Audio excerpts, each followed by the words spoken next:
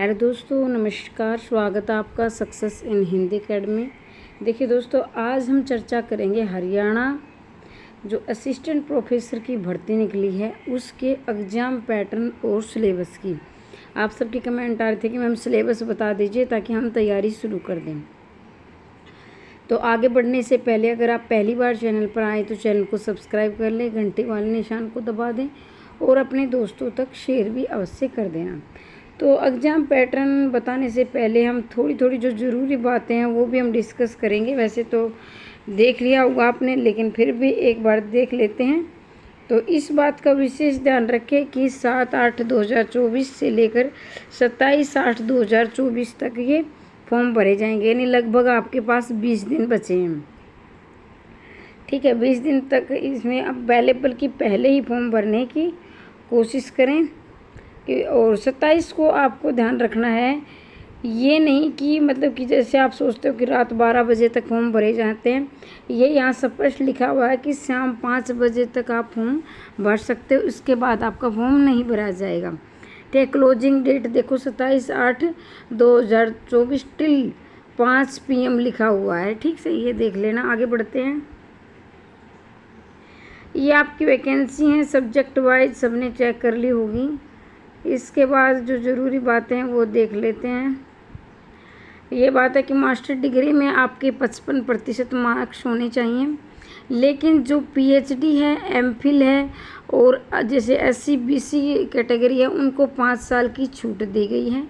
इसके साथ ही आपका जो है हिंदी संस्कृत, मैट्रिक में हिंदी संस्कृत और हायर एजुकेशन यानी +2 में आपके पास हिंदी और संस्कृत जैसे ये होने चाहिए सब्जेक्ट। इसके साथ ही आपका नेट हो या सेट या स्लेट हो या आप PhD हो तो आप फॉर्म भर सकते हो। अब ये स्लेट और सेट, ये स्लेट और जो सेट का मतलब यह है कि ये हरियाणा के जो हरियाणा के जो विद्यार्थी हैं वो ही इसमें स्लेट और सेट वाले भर सकते हैं, बाकी अन्य राज्यों के नहीं भर सकते। अन्य राज्यों का यहाँ नेट, JRF और PhD ही मान्य होगा, स्लेट और सेट मान्य नहीं होगा। और ध्यान रहे जो PhD वाले हैं ना और जो MPhil वाले उनको 5% की छूट दी गई है। और आगे बढ़ते हैं। अभी ये तो यही है कि भाई नेट, सेट और PhD इन सबको सामान्य मतलब एक ही कैटेगरी में रखा गया है। जो आपका मेन जो है उस पे आपको ध्यान रखना है कि आपका जो है मेन इसमें रिटर्न है। रिटर्न में आप अच्छा करके यानी पेपर में आप अच्छा करके तो मैं बताऊंगी आगे आएगा क्या क्या है इसमें, कितना क्या रहेगा।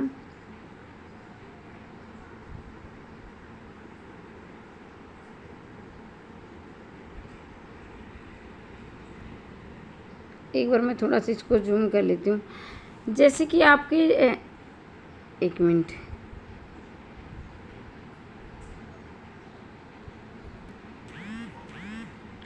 जैसे आपके BA में, माफ़ कीजिए, जैसे आपके 10वीं में, 12वीं या BA MA में कुल क्या है यानी 2 परीक्षाओं में आपके 55% मार्क्स होने चाहिए। और अगर आप PhD हो या आप ये SC BC हो तो आपको 5% की छूट दी गई है। ठीक है, तो इनको 5 साल की छूट रहेगी, इस बात का विशेष ध्यान रखें। आगे बढ़ते हैं।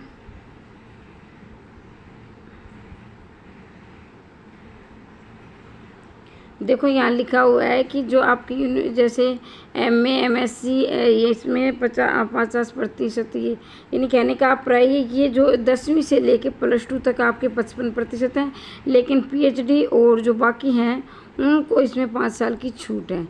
तो वो वाले और ये MPhil वालों को भी है भाई 5 साल की छूट है, यहाँ दिया गया है। देखो MPhil वालों को भी, जो PhD है MPhil है उनको 5% की छूट दी गई है।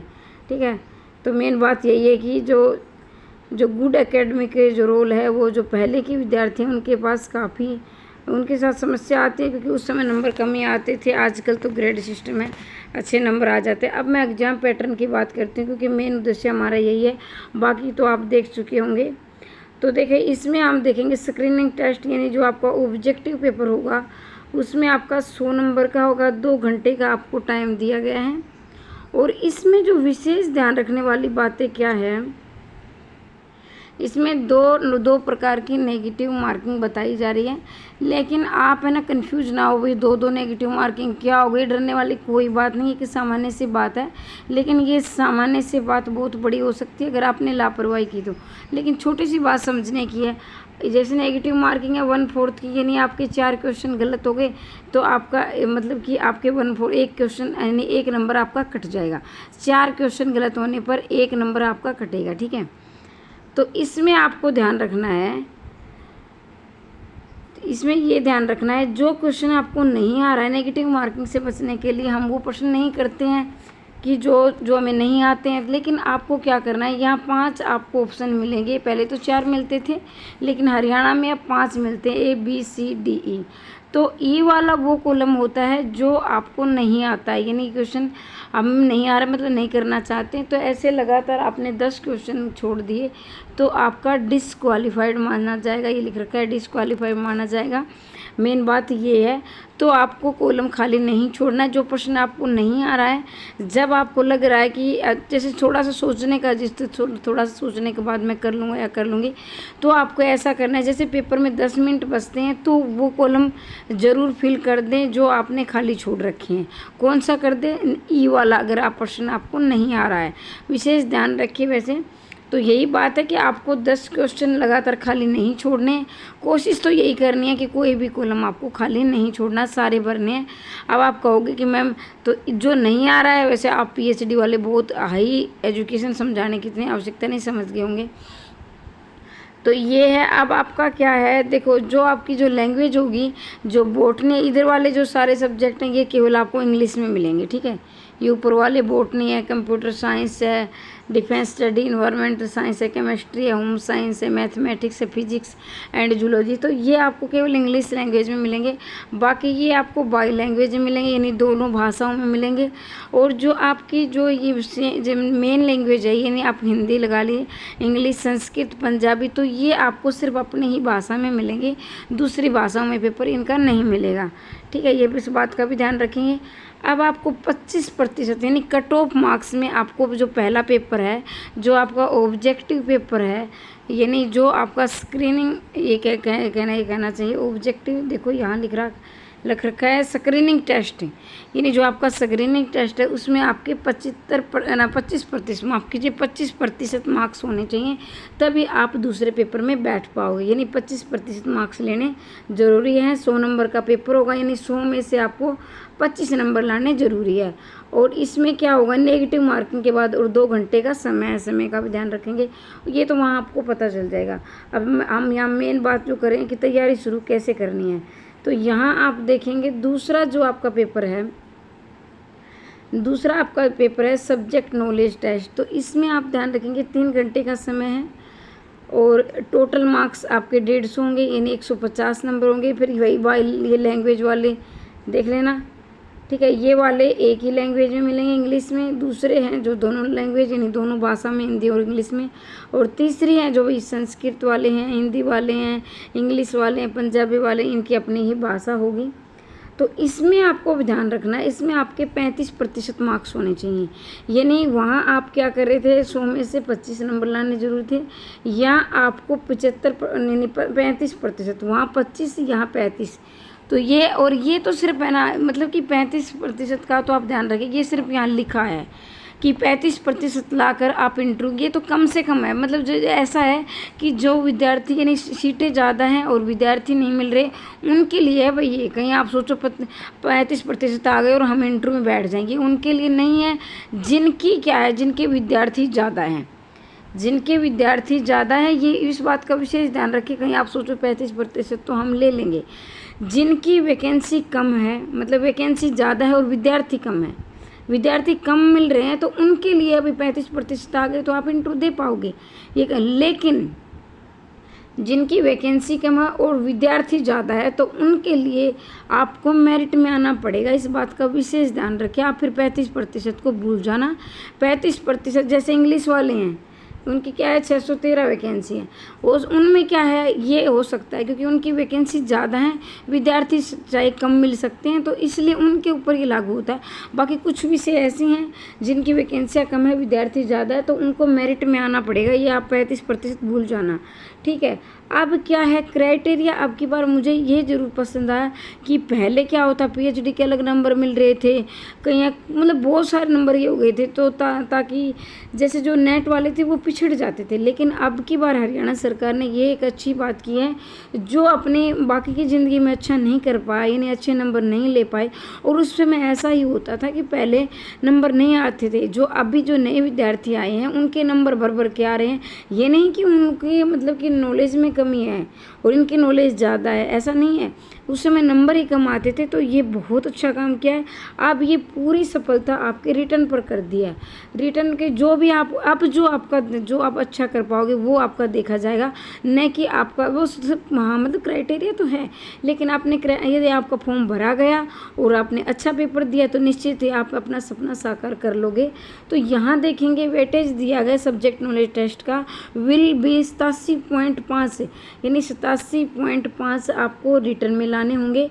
इंटरव्यू और वाइवा होगा आपका ये 12.5, यानी 12.5 नंबर का आपका इंटरव्यू होगा और 87.5 नंबर का आपका रिटर्न।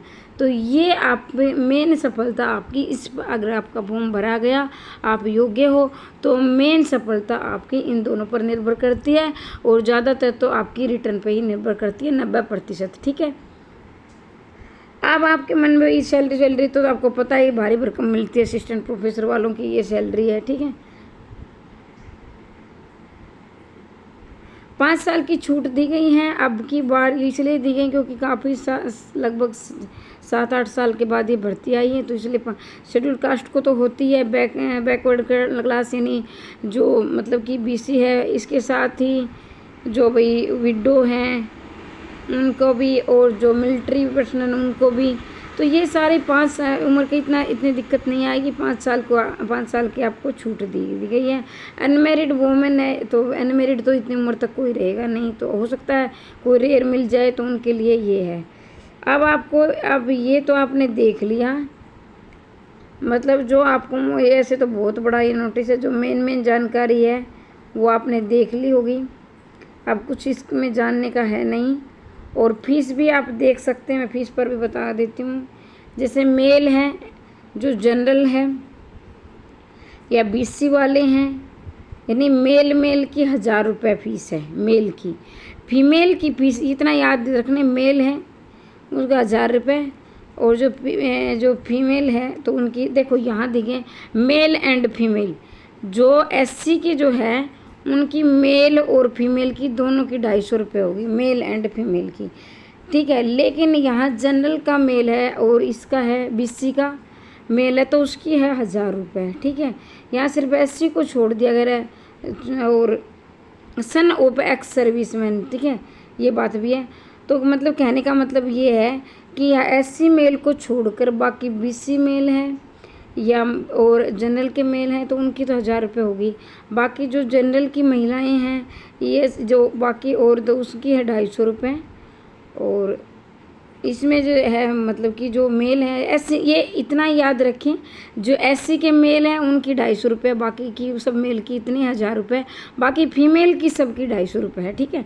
तो इतना ही आप याद रखेंगे। फीस आप वैसे फीस का इतना समझाने, वैसे आप सभी समझदार हो, ऐसी कोई दिक्कत आपको आएगी। अब मेन बात है तैयारी की। मैं हिंदी वालों की तैयारी के लिए आपको बता देती हूँ कि आपने पढ़ लिया होगा, इसमें कुछ ना सब की कॉपी ये लगानी है, ये तो आप फॉर्म भरते हुए देख ही लोगे। तो अब मैं बात करती हूँ तैयारी कैसे करनी है। तो तैयारी आपको क्या करनी है, तैयारी के लिए आप अभी जो नेट का सिलेबस है, यानी जो अभी जो नेट होने वाला है उनकी मैं बात इसलिए नहीं कर रही क्योंकि वो फॉर्म नहीं भर पाएंगे। कुछ पूछ रहे थे क्या मैम हम फॉर्म अप्लाई कर सकते हैं, तो आप फॉर्म अप्लाई नहीं कर सकते हो क्योंकि इन्होंने जो फॉर्म अप्लाई करते वक्त ही नेट मांगा है। तो ये थोड़े से आपके लिए दुखद समाचार है। तो आप ये स्पष्ट मैं बता देना चाहूँगी, आप नहीं फॉर्म भर पाओगे। जिसका नेट या सेट है या आप पीएचडी है तो भी फॉर्म भर सकते हो, ठीक है। तो इस बात और ये बात है कि जो हिंदी की तैयारी कर रहे हैं सिर्फ 499 का है। कई तो बोलेंगे मैम इतना सस्ता कैसे, ये आप ले सकते हैं नेट के। अभी वैसे तो जो नया सिलेबस है जल्दी ही पाठ्यक्रम पर आपका पाठ्यक्रम डाल दिया जाएगा साइट पर। और मुझे इतना है कि 1-2% मिलाकर कुछ टॉपिक शायद हटा लिए जाएं, लेकिन ये है कि 98% मैं यही कहूँगी आपको नेट का ही पाठ्यक्रम पढ़ना है। तो ये कन्फ्यूज ना हो कि अब पाठ्यक्रम आएगा तो हम तैयारी से जल्दी आ जाएगा, लेकिन मैं इतना कहूँगी आप नेट के पाठ्यक्रम के अनुसार तैयारी करें। और ये है कि आप 499 रुपये में PDF लेकर तैयारी शुरू कर सकते हैं। और इसके लिए आपको मैसेज करना है 90 68 68 49 54। ठीक है, बेस्ट ऑफ लक। मैं चाहती हूँ कि इसी भर्ती में आपका सपना साकार हो जाए और दिन दुगनी रात चौगनी आप आगे बढ़ते रहें, हमेशा खुश रहें। कोई भी कमेंट है हिंदी से संबंधित, हम तैयारी कैसे करें, कैसे तैयारी शुरू करें, क्या क्या करना है, वो मैं जितनी मुझे नॉलेज है मैं उतनी आपको ज़रूर दूँगी। तो कमेंट बॉक्स में अवश्य लिखें। बाकी ये है कि 5 तारीख को जो PGT की परीक्षा भी देने जा रहे हैं। भाई देखो, जब तक हमें गवर्नमेंट जॉब नहीं मिलती है तो हाथ पैर तो हम चारों तरफ मारते हैं। तो 5 जो PGT की या TGT हिंदी की परीक्षा देने, नहीं जिस भी सब्जेक्ट की वैकेंसी नहीं आ रही है, या हो सकता है कि आपने पहले नेट कर लिया हो, आपका एचटेट नहीं हो, तो आप चाहते हो कि भैया एचटेट भी कर लेना चाहिए। अगर 2024 की नेट यानी जो एचटेट की परीक्षा में भी आप बैठने की सोच रहे हैं तो हमारे साथ आप 5 तारीख को यानी 5 अगस्त को चंडीगढ़ हम जा रहे हैं और भर्ती वैकेंसी लाने का मतलब कि माननीय मुख्यमंत्री जी से मिल रहे हैं और वैकेंसी लाने का प्रयास कर रहे हैं। तो आप भी हमारे साथ चल सकते हो और चलना भी चाहिए, क्योंकि वैकेंसी तो भाई सबको चाहिए ना। तो आज के लिए इतना ही, मिलते हैं अगली वीडियो में, तब तक के लिए जय हिंद जय भारत।